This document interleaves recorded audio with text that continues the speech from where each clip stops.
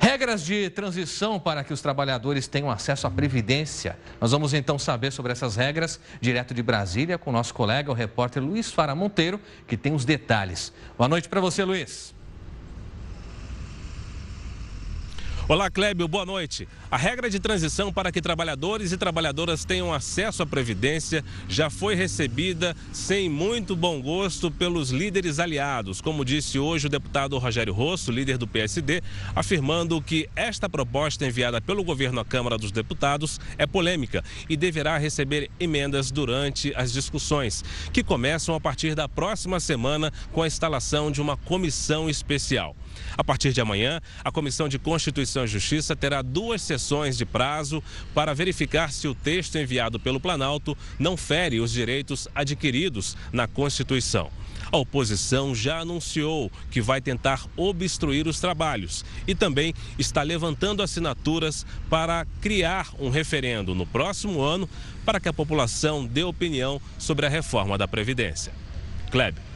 Obrigado, Luiz. Boa noite para você. Bom, dados da Receita Federal mostram que o governo brasileiro vai abrir mão no ano que vem de quase 300 milhões de reais em renúncias tributárias. Esse valor, só para você ter uma ideia, é mais que o dobro da meta fiscal do governo, de déficit, que é de 139 bilhões de reais, e equivale a pouco mais de 4% do PIB brasileiro.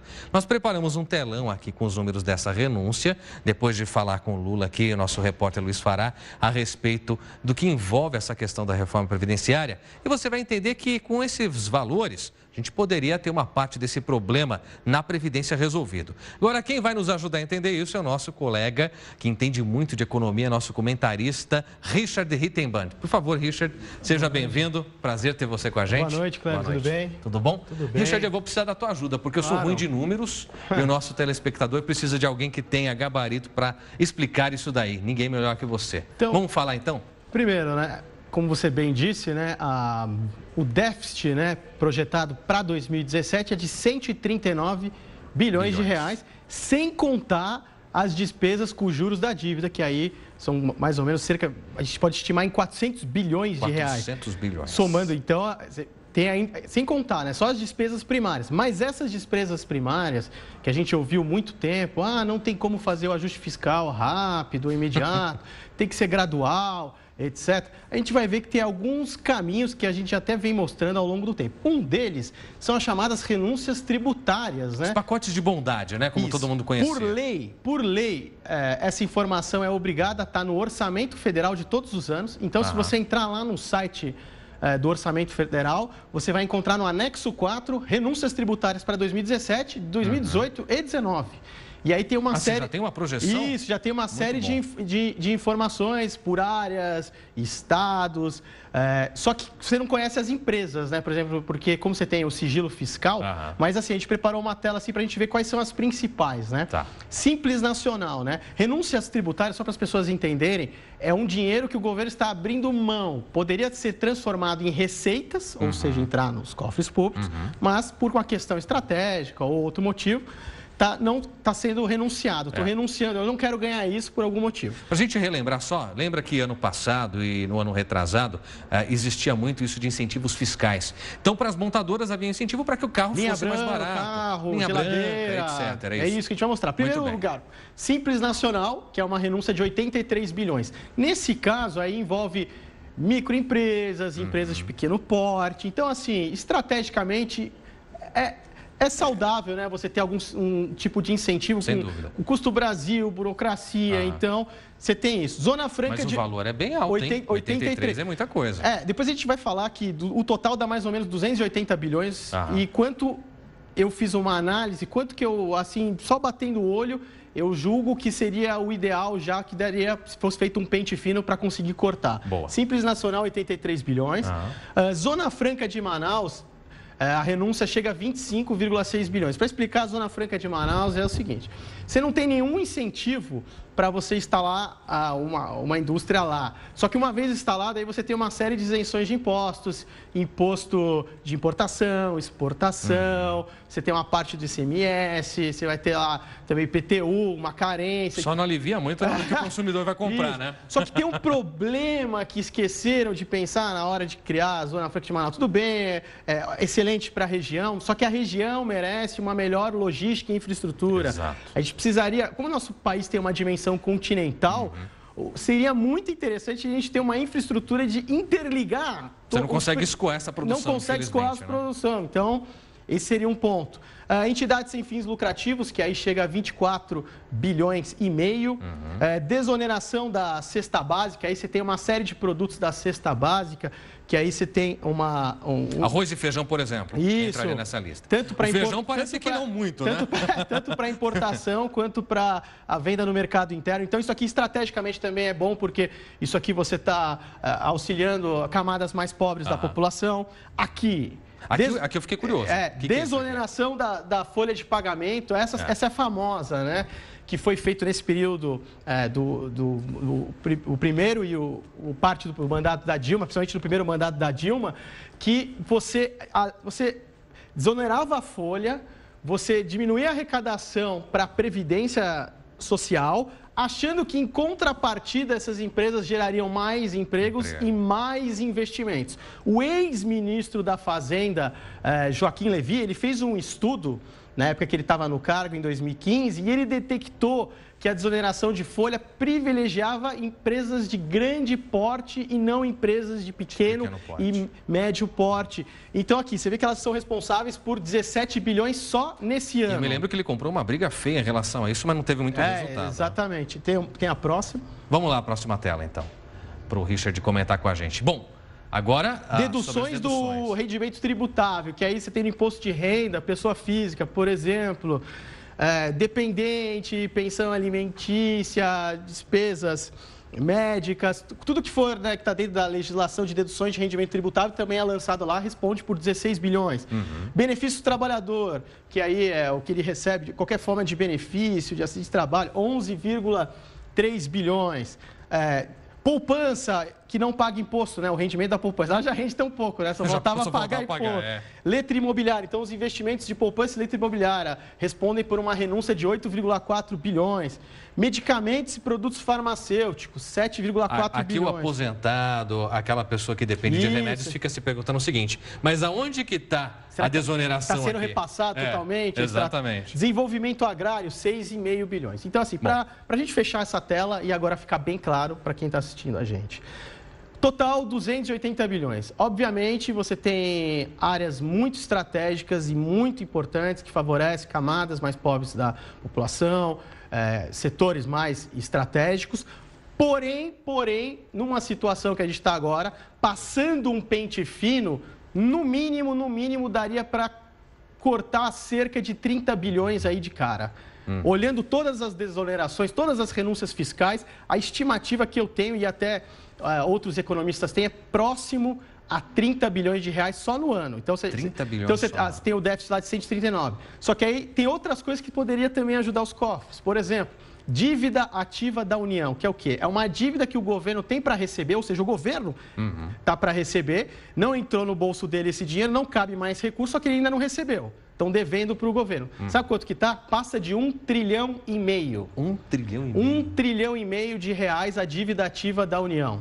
1 trilhão. E aí tem um projeto que está até no parlamento, que é para securitizar a dívida, que é o quê? Já que o governo não tem essa capacidade tão eficiente de cobrar essa dívida, ele venderia esses créditos. Então, por exemplo, venderia um crédito de 30 bilhões e ele aceita receber 25. Então, quem comprou 25 vai tentar receber aqueles 30 e ficar com a diferença dos 5. É securitizar o crédito.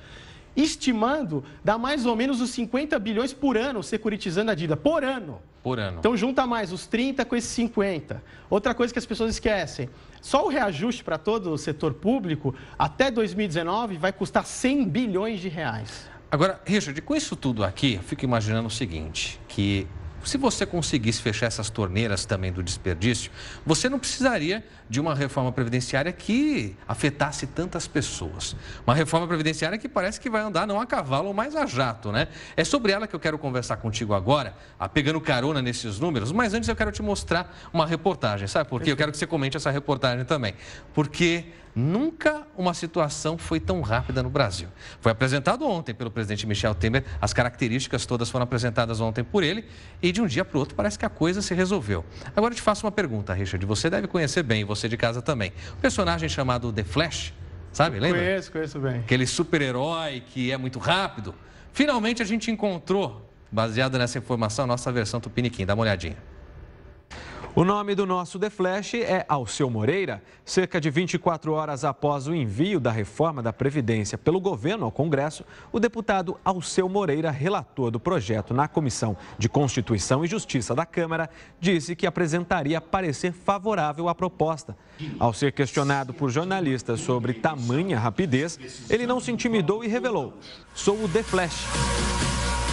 Para justificar a sua rapidez, ele afirmou que teve acesso a uma versão preliminar do texto antes dele ter sido enviado por Temer ao Congresso. Realmente não está nada fácil para os brasileiros. Até o nosso The Flash é fajuto. Esse aqui é um relator rápido, precisamos de mais desses aí em algumas situações.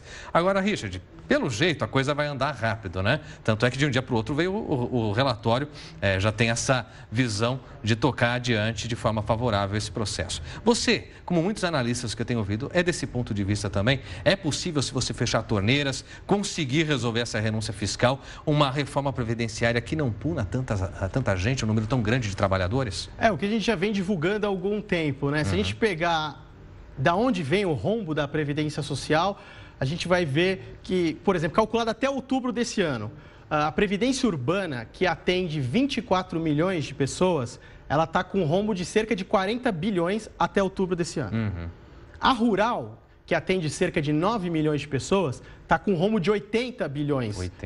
Só que agora, a Previdência, o regime próprio de Previdência Social do setor público e militares, que atende pouco mais de 1 milhão de pessoas apenas, já está com um rombo de 60 bilhões. Então, você vê que é muito maior o rombo que só atende 1 milhão de pessoas do que aquele rombo que está lá, 24 milhões de pessoas, que é o pessoal da Previdência Urbana. Lembrando que a Previdência Urbana ficou superavitária de 2008 a 2015. É necessária uma reforma da Previdência? Sim, é necessária. Você tem a população brasileira envelhecendo e o regime que a gente tem é que os ativos têm que bancar os inativos, então você vai diminuindo o número de pessoas na ativa, então vai aumentando, vai ficando mais difícil de carregar o piano.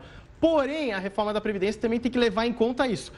Ela caminha o texto para algumas coisas exageradas, como, por exemplo, essa questão de você só receber a aposentadoria integral com 49 anos de contribuição, que é algo muito exagerado. Assim, a minha tese é a seguinte: tem uma técnica na psicologia social chamada porta na cara. Como é que funciona essa técnica porta na cara? Você faz primeiro uma oferta, uma proposta, que você sabe que a pessoa vai ficar brava e já vai bater a porta na sua cara e vai recusar. Exato. A seguir, você faz uma mais amena. A pessoa vai falar, você é flexível, e aí, se ela aceitar, ela ainda vai se sentir bem, porque ela vai falar, eu consegui uma proposta menos pior. É uma técnica, se as pessoas olharem de psicologia social, que a probabilidade de você fechar um acordo assim é muito maior. Então, assim, eu acho que as pessoas têm que entender, ela não foi aprovada ainda, ela tem um longo caminho, passa por essa primeira comissão com The Flash, né? Para ver se ela é constitucional, passando vai para uma comissão especial, depois da comissão especial tem 2 turnos na Câmara dos Deputados, mais 2 turnos no Senado, e aí é promulgado. Então, assim, eu não acredito que ela seja aprovada da forma como ela foi exposta, eu acho que tem muita gordura aí para ser tirada, e cabe às pessoas participarem de todo esse processo legislativo, cobrando, exigindo, todo esse processo da tramitação da reforma. Muito bem, Richard. Obrigado pelos esclarecimentos. Imagina. Te peço que continue com a gente, porque já nós vamos conversar com o internauta ali no Portal R7.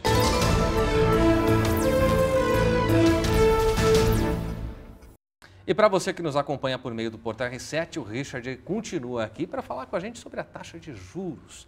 Richard, você é um cara sempre muito otimista e com algumas visões que às vezes deixam as pessoas, mas será que é possível? O que você tem para dizer para a gente sobre essa última baixa da taxa? Parece que não foi exatamente aquilo que poderia acontecer, né? Exatamente.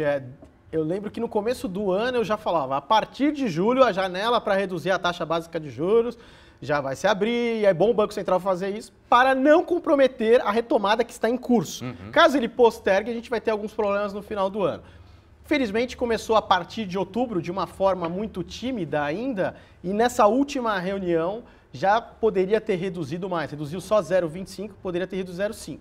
Engraçado que uma semana atrás, quando eu comentava isso, Eu era uma voz solitária no meio da multidão. Nossa, mas por que você está falando isso? Mas aí a ficha começou a cair no meio dos analistas, economistas, e hoje, inclusive, o próprio presidente do Banco Central, num café da manhã com os jornalistas, ele já reforçou que a partir de janeiro, na próxima reunião em janeiro, a taxa de juros ela vai começar a cair de uma forma mais acelerada. Então já está precificado 50 pontos base, ou seja, meio ponto de redução. E é importante a gente entender isso, que a taxa de juros é um instrumento da política monetária e da política econômica que afeta diversas variáveis. Reduz o custo da dívida, incentiva o consumo, incentiva o investimento, aumenta a arrecadação do governo, porque a atividade econômica está indo, então ajuda no ajuste fiscal. E a inflação ela já está controlada. Se as pessoas pegarem os índices de inflação e olharem eles detalhadamente, tem vários grupos que estão com deflação. Que coisa, então a gente já tem um resultado positivo. Então, já está mais do que controlado. Os modelos do Banco Central já mostravam isso há algum tempo, só que eles estavam um pouco conservadores e reticentes. Mas agora as coisas parecem, né, que começam a entrar numa rota um pouco mais normal a partir de janeiro, e eu espero um Banco Central bem mais ativo e agressivo para cortar rapidamente a taxa básica de juros, porque a gente precisa colocar essa economia para funcionar, é o que todo mundo espera. Muito bom, Richard. Obrigado por sua análise e te espero então durante as férias do Heródoto, hein? Com certeza, Você vai me abandonar será aqui, um prazer, imagina. Tá certo, Conta comigo, um abraço. Até logo mais.